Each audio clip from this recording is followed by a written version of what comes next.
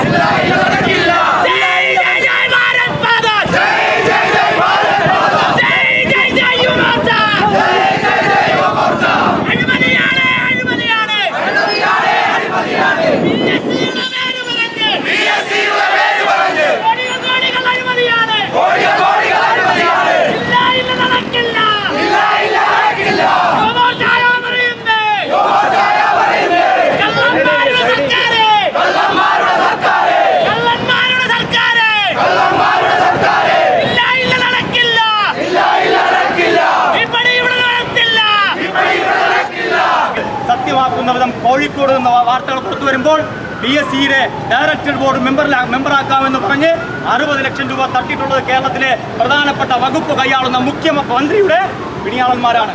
ഇതൊരു കാരണവശാലും അനുവദിക്കാൻ സാധിക്കില്ല. കേരളത്തിലെ PSC ഒരു കാലത്ത് ഏറ്റവും അധികം വിദ്യാഭ്യാസ സ്ഥാപനം അല്ലെങ്കിൽ ഏറ്റവും അധികം ഉദ്യോഗസ്ഥർക്ക് ജോലി നൽകുന്ന സ്ഥാപനമായി PSC ഇത് നോക്കുകുത്തിയായി മാറിയിരിക്കുന്നു. ഇത് യാതൊരു കാരണവശാലും അനുവദിക്കില്ല. ഇതിനെതിരെ ശക്തമായ സമരവുമായി യുവമോർച്ച വരും ദിവസങ്ങളിൽ മാത്രം വരുമെന്ന് പറഞ്ഞുകൊണ്ട് ഈ സമരം ഔപചാരികമായി ഉദ്ഘാടനം ചെയ്യുന്നതിനായി യുവമോർച്ച സംസ്ഥാന അധ്യക്ഷൻ ശ്രീ CR ഗോകുൽകൃഷ്ണൻ അവരുടെ ആദരപൂർവ്വം ക്ഷണിച്ചു.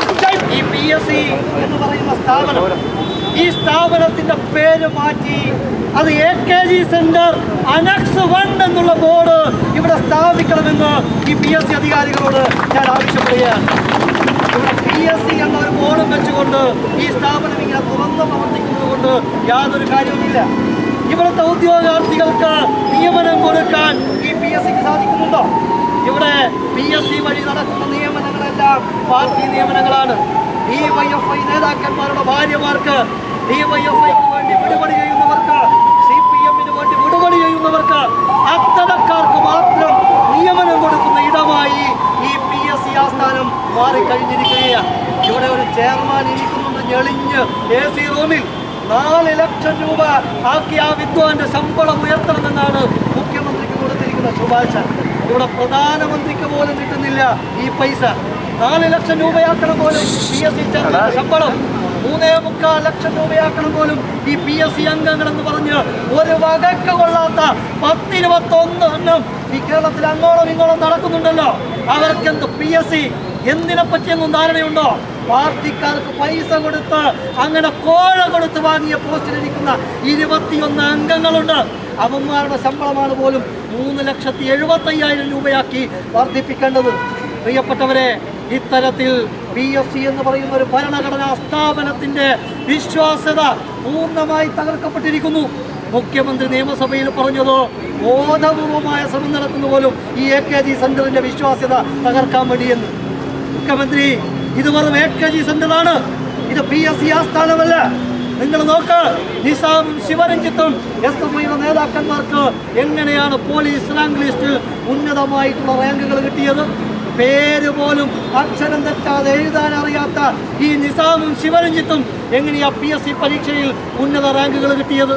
അങ്ങനെ എത്ര പോലീസുകാരന്മാർ, അതുപോലെ പേര് പോലും എഴുതാൻ അറിയാത്തവർ ഈ പോലീസ് സേനയിലുണ്ട്.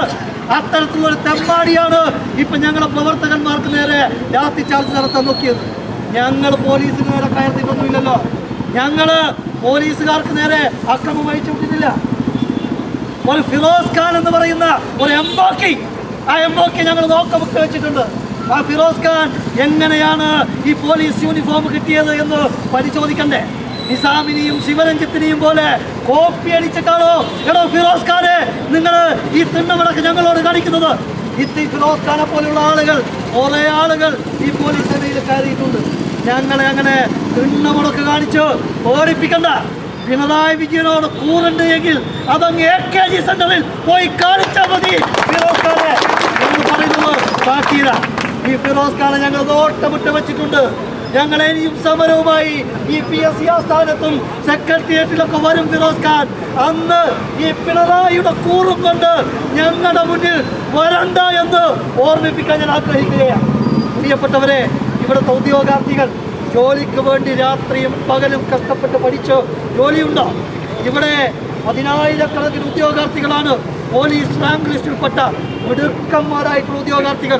അവർ ഈ 62 ദിവസമാണ് ഈ തിരുവനന്തപുരത്ത് സെക്രട്ടേറിയറ്റിന് മുന്നിൽ സമരം ചെയ്തത്. ഇവിടെ ഡിവൈഎഫ്ഐയുടെ നേതാവിനൊക്കെ പോയി കണ്ടപ്പോൾ, AKG സെന്ററിൽ പോയി ഞങ്ങളുടെ പ്രശ്നമൊന്ന് പരിഹരിച്ചു തരണമെന്ന് പറഞ്ഞപ്പോൾ ഡിവൈഎഫ്ഐയുടെ ഒരു നേതാവ്, സംസ്ഥാന നേതാവ് പറഞ്ഞത് എന്താണെന്നറിയോ? AKG സെന്ററിലെ സെക്യൂരിറ്റി പണി വേണമെങ്കിൽ നിനക്കൊക്കെ തരാം, അല്ലാതെ നീയൊന്നും ഈ പോലീസ് സേനയിൽ കയറാൻ പോകുന്നില്ല എന്നാണ് ഡിവൈഎഫ്ഐയുടെ നേതാവ് ആ ഉദ്യോഗാർത്ഥിയോട് പറഞ്ഞത്.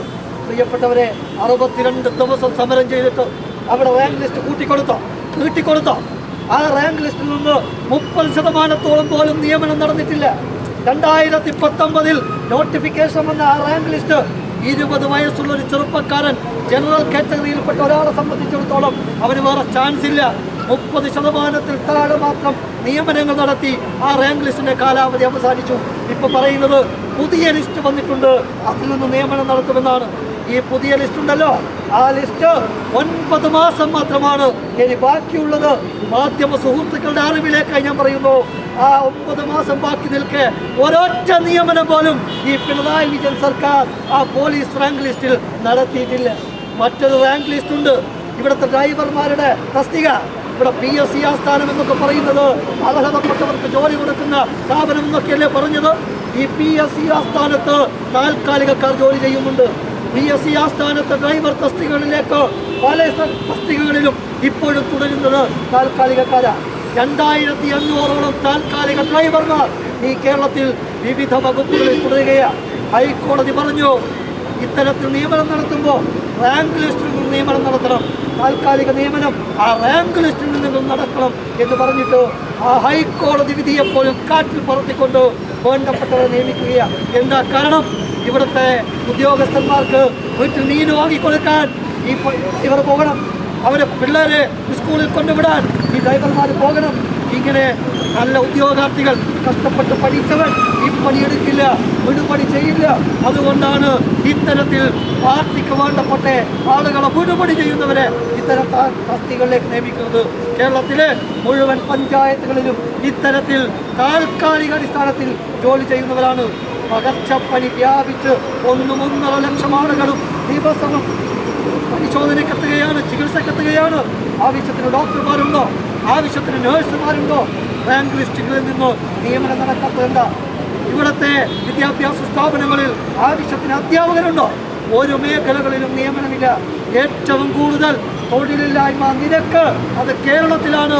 38% കൂടുതലാണ് കേരളത്തിൻ്റെ തൊഴിലില്ലായ്മ നിരക്ക്. നമ്പർ 1 കേരളം എന്ന് പറയുന്ന ഈ കേരളം തൊഴിലില്ലായ്മ നിരക്കിൽ നമ്പർ 1 ആണെന്ന് പിണറായി വിജയൻ നിങ്ങൾ മനസ്സിലാക്കും. നല്ലതാ. ഇപ്പം പിണറായി വിജയനല്ല, മുഹമ്മദ് റിയാസാണ് ഭരണം നിയന്ത്രിക്കുന്നത്. മുഹമ്മദ് റിയാസിന്റെ നേതൃത്വത്തിലാണ് കോഴിക്കോട് ഈ PSC ഇടപാട് നടന്നിട്ടുള്ളത്. 60 ലക്ഷം രൂപ കൊടുത്താൽ PSC അംഗമാകാം. എന്തൊരു ഗതികേടാണ്, എന്തൊരു നെറികേടാണ് ഇവിടുത്തെ ഉദ്യോഗാർത്ഥികളോട് കാണിക്കുന്ന നെറികേടല്ലേ? 60 ലക്ഷം കൊടുത്ത് PSC മെമ്പറാകുന്നവൻ അവൻ ഈ 60 ലക്ഷം മുതലാക്കാനുള്ള എന്തൊക്കെ പണിയെടുക്കും? പിൻവാതിൽ നിയമനങ്ങൾ നടത്തും, ക്വസ്റ്റ്യൻ പേപ്പർ ചോർത്തി നൽകും, എല്ലാ കാര്യങ്ങളും നടത്തും. കോടിക്കണക്കിന് രൂപയാണ് ഓരോ PSC പരീക്ഷ നടത്താനും ഓരോ റാങ്ക് ലിസ്റ്റുകൾക്കും വേണ്ടി സർക്കാർ ചെലവഴിക്കുന്നത്. നിങ്ങളുടെയും എൻ്റെയും ഒക്കെ നികുതി പണം കൊണ്ടാണ് ഈ പരീക്ഷകൾ നടത്തുന്നത്. അങ്ങനെ റാങ്ക് ലിസ്റ്റ് ഉണ്ടായാൽ അതിൽ നിന്ന് നിയമനം നടത്താൻ തയ്യാറാകുന്നില്ലല്ലോ. 20,000-ൽ താഴെ മാത്രമാണ് കഴിഞ്ഞ വർഷം ഈ PSC നിയമനങ്ങൾ നടന്നിട്ടുള്ളത്. 35,000-ഉം 40,000-ഉം നിയമനങ്ങൾ നടന്നെടുത്ത് ഓരോ വർഷം തോറും PSC നിയമനങ്ങൾ കുറഞ്ഞു വരികയാണ്. ഇവിടുത്തെ ഉദ്യോഗാർത്ഥികളോട് എന്ത് മറുപടി പറയാനുണ്ട്? ലക്ഷക്കണക്കിന് ആളുകളാണ് ഒരു ജോലിക്ക് വേണ്ടി PSCയുടെ ദയ കാത്ത് ഇരിക്കുന്നത്. അത്തരം ഉദ്യോഗാർത്ഥികളെ വഞ്ചിക്കുകയാണ് സംസ്ഥാന സർക്കാർ ചെയ്യുന്നത്. യുവജന വഞ്ചന മുഖമുദ്രയാക്കിയിട്ടുള്ള ഗവൺമെന്റാണ് പിണറായി വിജയൻ ഗവൺമെന്റ്. പ്രിയപ്പെട്ടവരെ, മുഹമ്മദ് റിയാസിന്റെ കാര്യം ഞാൻ സൂചിപ്പിച്ചു. കോഴിക്കോട് കേന്ദ്രീകരിച്ച് ഒരു വലിയ റാക്കറ്റ് മുഹമ്മദ് റിയാസ് പറഞ്ഞത് കേസ് കൊടുക്കുമെന്നാണ്. മുഹമ്മദ് റിയാസെ, നിങ്ങൾ തന്നെയാണ് ആ കോക്കസിന് നേതൃത്വം കൊടുക്കുന്നത് എന്നാൽ താൻ പോയി കേസ് കൊടുക്ക് മുഹമ്മദ് റിയാസെ. ഞങ്ങൾ ചങ്കൂറ്റത്തോടെ ആർജവത്തോടെ തന്നെ പറയുകയാണ്. ഇവിടെ ഫാരിസ് അബൂബക്കറിന്റെ വീട്ടിലെ നിത്യ സന്ദർശകനാരാ? ഫാരിസ് അബൂബക്കറിന്റെ നോമിനി ആരാ? മുഖ്യമന്ത്രിയും മരുമോനും നാഴികക്ക് 40 വട്ടം പോകുന്ന ഇടമാണല്ലോ ഫാരിസ് അബൂബക്കർ. നിങ്ങളുടെ പഴയ മുഖ്യമന്ത്രിയായിട്ടുള്ള VS അച്യുതാനന്ദൻ ഒതുക്കപ്പെട്ടവനെന്ന് പറഞ്ഞ ആ ദുരൂഹ സാഹചര്യത്തിൽ പണമുണ്ടാക്കിയ ഫാരിസിന്റെ വീട്ടിലെ നിത്യസന്ദർശനം എന്തിനാണ് മുഖ്യമന്ത്രി പിണറായി വിജയൻ, മുഹമ്മദ് റിയാസ് നിങ്ങൾ വ്യക്തമാക്കണ്ടേ? മറ്റൊരാളുണ്ടല്ലോ ഇവിടെ കമ്മ്യൂണിസ്റ്റ് പാർട്ടിയുടെ കോഴിക്കോട് ജില്ലാ സെക്രട്ടറി VP ചന്ദ്രശേഖരൻ മതവുമായി ബന്ധപ്പെട്ട് ജയിലിൽ കിടന്നപ്പോ അറബി വേഷത്തിൽ കാണാൻ പോയ ഒരു മഹാനുണ്ടല്ലോ, മറ്റൊരു ഫായിസ്. ആ ഫായിസ് സ്വർണ്ണക്കള്ളക്കടത്ത് കേസിൽ മാസങ്ങളോളം ജയിലിൽ കിടന്നാണ്. ഈ സ്വർണ്ണക്കള്ളക്കടത്തുകാരുമായി ദുരൂഹ സാഹചര്യത്തിൽ പണമുണ്ടാക്കുന്നവരുമായി ഈ കമ്മ്യൂണിസ്റ്റ് പാർട്ടിയുടെ നേതാക്കന്മാരുടെ ബന്ധമെന്താ? ഇന്ന് CPM എന്ന് പറയുന്നത് റിയൽ എസ്റ്റേറ്റ് മുതലാളിമാരുടെ കള്ളപ്പണക്കാരുടെ പാർട്ടിയാണ്. നിങ്ങൾ എന്തെങ്കിലും ആക്കിക്കോ, പക്ഷേ അതൊക്കെ കൊണ്ട് ഇവിടുത്തെ പാവപ്പെട്ട ഉദ്യോഗാർത്ഥികളുടെ അവസരങ്ങൾ തട്ടിയെടുക്കുന്ന രീതിയിലേക്കോ അവന്റെ സ്വപ്നങ്ങളെ ഇല്ലാതാക്കുന്ന രീതിയിലേക്കോ മുന്നോട്ട് വരികയാണെങ്കിൽ ശക്തമായിട്ടുള്ള പ്രതിഷേധങ്ങൾ ഞങ്ങൾ ഉയർത്തുക തന്നെ ചെയ്യും. i2i News, an eye for truth. i2i news subscribe ചെയ്തിട്ടില്ലാത്തവർ ഇപ്പോൾ തന്നെ സബ്സ്ക്രൈബ് ചെയ്യുക. നോട്ടിഫിക്കേഷൻ ലഭിക്കുവാൻ ബെൽ ബട്ടണും അമർത്തുക.